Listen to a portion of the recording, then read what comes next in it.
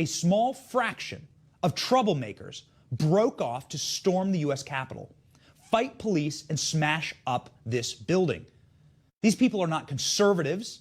They are not representative of our movement. We are not alike. Conservatives are moral, God-fearing people. We are patriots who love our country. We respect our laws and military and history. We do not want to see our country torn down. We want to see it built up. If you are tearing down our country, you are not a conservative. If you are assaulting cops, you are not a conservative. If you are desecrating and trashing and looting the people's house, our house, your house, America's house, you are not a conservative. You are an anarchist. Do not become Antifa. Do not use the same tactics as the communists. When we become as hate-filled and violent as the left, we defeat ourselves. And that is exactly what this mob did, defeat their own movement.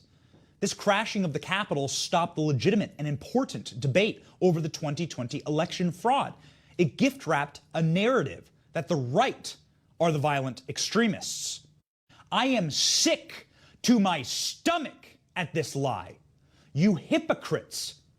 I will not be lectured by you, the party of domestic terrorism and death and villains in our American experiment. No political party in American history since the Civil War has done more to break this country asunder than the modern Democrat Party.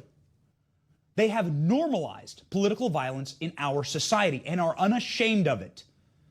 We at the Benny Report have kept the receipts. January 20th, 2017, the day Donald Trump's inauguration in Washington, D.C., looked like a war zone.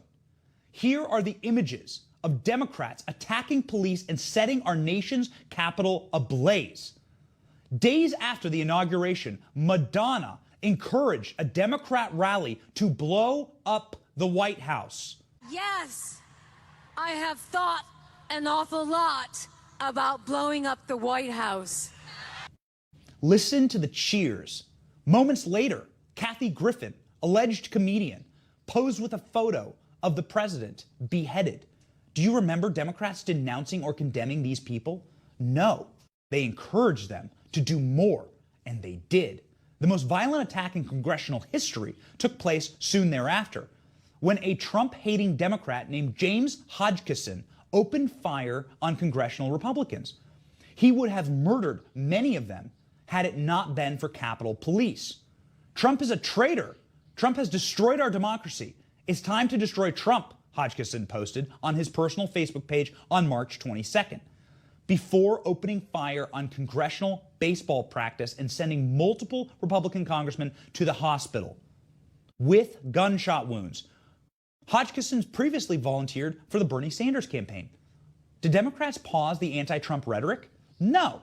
Democrat leaders encouraged their base to continue the attack on conservatives. Here is prominent Democrat Maxine Waters 1 year after the congressional shooting. Sure, we show up wherever we have to show up. And if you see anybody from that cabinet in a restaurant, in a department store, at a gasoline station, you get out and you create a crowd. And you push back on them. And you tell them they're not welcome anymore, anywhere. They're not welcome anymore, anywhere. She's talking about conservatives there. She's talking about you and me. That is the dehumanizing language that leads to more violence, and that's exactly what happened.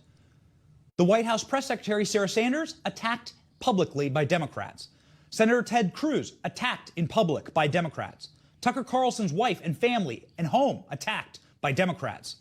Rand Paul attacked by Democrats in his own home with a hammer and sent to the hospital. Brett Kavanaugh's life ripped apart by Democrats. Capitol Hill was a war zone during the Kavanaugh hearings. I was there. Dozens of Republican senators were cornered and threatened in elevators. I watched it happen. Hearing rooms and Senate offices were stormed. The Capitol steps and Supreme Court were stormed by violent leftists who attacked conservatives. These Democrat mobs resulted in thousands of arrests.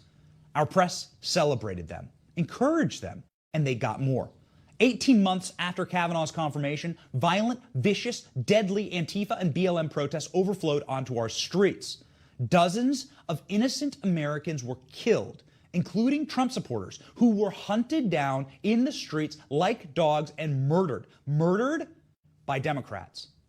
Hundreds of millions of dollars in property damage, lives forever destroyed by Democrat mobs. Democrats and journalists today are horrified by the damage and looting of our U.S. Capitol. Shut up. You are lying, bankrupt people.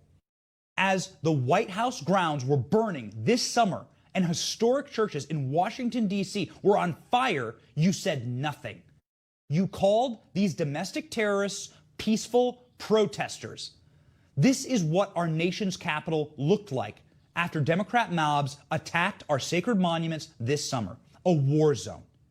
A federal courthouse was bombed and attacked by Democrat mob for over 60 days in Portland. Federal officers protecting the building were sent to the hospital by the dozen.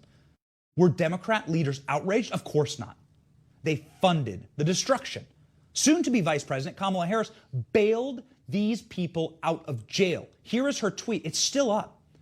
Staff on soon-to-be President Joe Biden's campaign donated to free violent protesters from jail.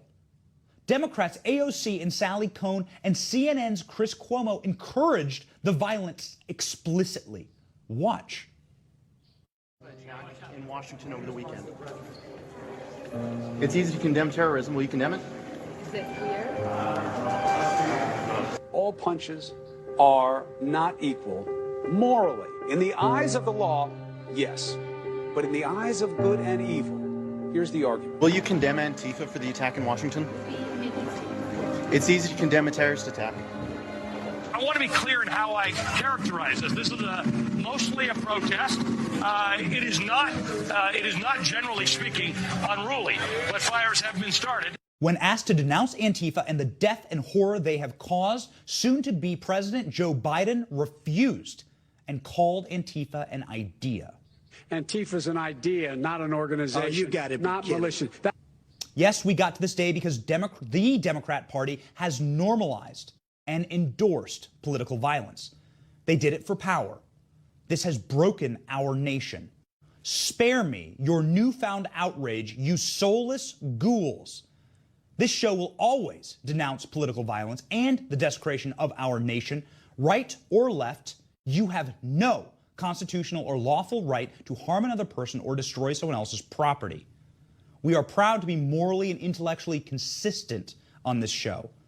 Conservatives do not become the left.